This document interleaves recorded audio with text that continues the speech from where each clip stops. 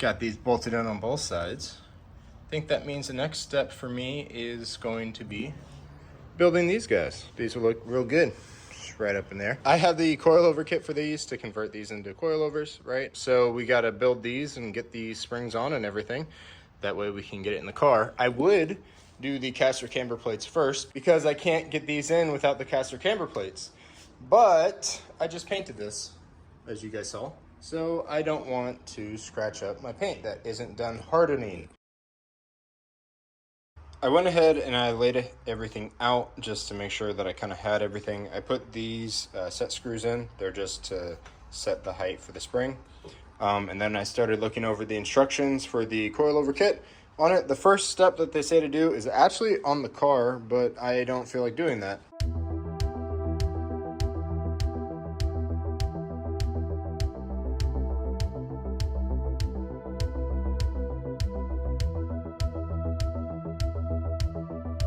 The first step they want you to do to the coilovers is to put this perch ring on, but these two divots on mine are stopping me from sliding this over. So they do say in the instructions, sometimes you have to file it, so I will file this smooth. And the goal is to get this perch to freely get past this collar. The next step is you want to put this on here. This is the brake hose mounting tab. Then you slide the sleeve down, and then you're going to throw the dust cover on here. So that's your orientation. These tabs aim towards the rear of the car. Also note that you have a short and a long side. The short side goes down into this spot right here. The next thing they say to do is to put the fat O-ring on, but grease it up with some Moly wheel bearing grease, and then slide your spring on and get it level with this section here. The next thing they want you to do is build the upper spring perch. So the way that that gets put together is this small O-ring, you grease it, put it into this small little outer section. Next step is to put this thrust bearing washer in, but you want to put some of that same grease on here. I put it on the perch itself and on the spring. Then you take the bearing here, the needle bearing, pack it with grease, put it on top of the washer, which is supposed to be in here. Next step, you put this guy on top of that. Again, put some grease on it, put it on both sides. Well worth it. Then the last step is you grease the bottom of this and you set it on top. And your end result should look something kind of like that. And then after I'm done, I'll wipe it off. But that's kind of what you're going for. The next step is you put this big diameter washer on over, and then you put this spacer on, and then you put one of these spacers on. So it should look kind of like that. Once you have it ready like this, you throw it in the car, but I'm not ready to do that yet. So I'm going to put my nut back on like I did, and then we will go build the other coilover so that when the caster camber plates are in place, both struts are ready to just be thrown in. So I kind of forgot where I left off. I think the last thing I showed you guys was me finishing up building these coilovers, which means the next thing we have to do is get the car ready for these coilovers to go in, which I did off camera, thinking that the driver's side and passenger side both would need this, but it doesn't. So I'll just show you what I did. From the top, you can see that right there. This is the frame rail here. Got the hole right there. This tool that they send out with it, you come up from the bottom, and then probably easiest to see it from the top here, but you just push this up kind of like that in order to bend this. And you don't want to bend one spot more than the rest. You kind of want to walk around as you do it. It's not going to get it to be perfectly flat here. It's just to point it kind of upwards a little bit. So since the car's ready to accept these, we got to build the caster camber plates now. The first thing that you have to identify is the driver and passenger side. The large circle on it is biased towards the rear of the car. I'm sure you can figure it out, but the two slots here are on the front of the driver's side. Pretend like we're with the car right now. I have them orientated correctly. So the next step is going to be putting these guys in place. And then the way that you orientate this is the sticker forward, or you're going to have more of this metal towards the front of the car. Once you get these in place, you don't want to tighten them down. You just want to kind of leave them here for now. and then we install this lower bracket. The way this gets installed is this comes up through the strut tower here, and then you put a washer on, and then this spacer on, put this on top of it, and then you put washer, nylon nut. All right, so what I'm gonna do is put you guys just right up here.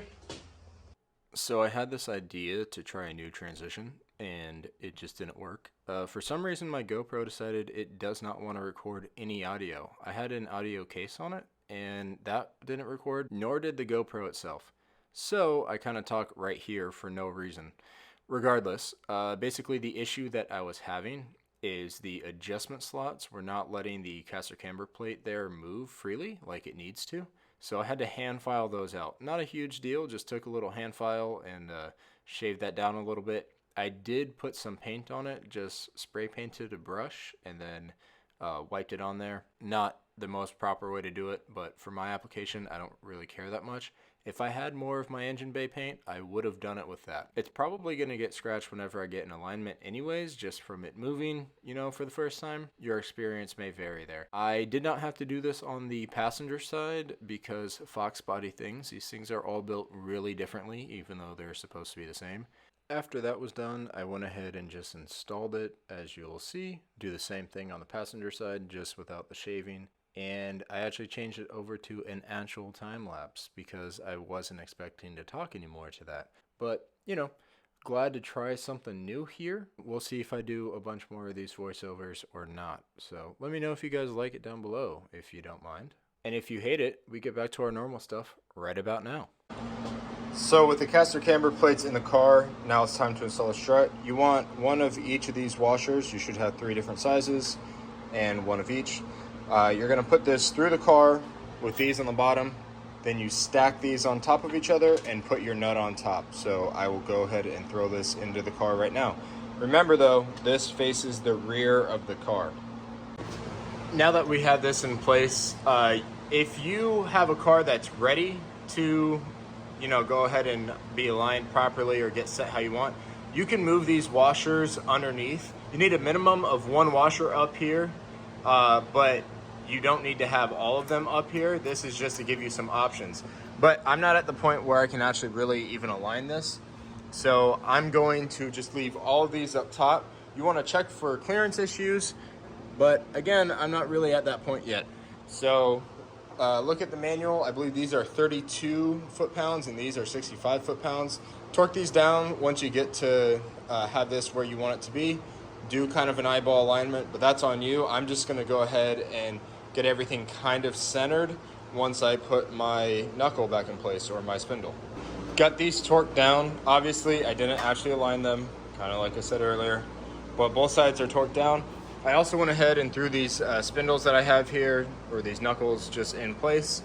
Bolted them onto the control arm, lower control arm, and I threw lug nuts on them because I want to put the car on the ground, even though I don't have my steering rack yet. So the next thing that I actually have to do is put the steering rack in, which I don't have yet, but that's coming soon. And I also have to put the tie rods onto that and the steering shaft that I got. So that's all gonna come, I think, in the next video, but this thing is about ready to be a roller. Anyways, thank you guys for watching. Another video that we got a lot of stuff done on, so I really appreciate everyone staying interested in this. Feel free to like, comment, subscribe, or don't, up to you guys. But if you like it and you want to see more, you know, the engagement's nice. So thank you everyone for your time, and we'll catch you on the next one.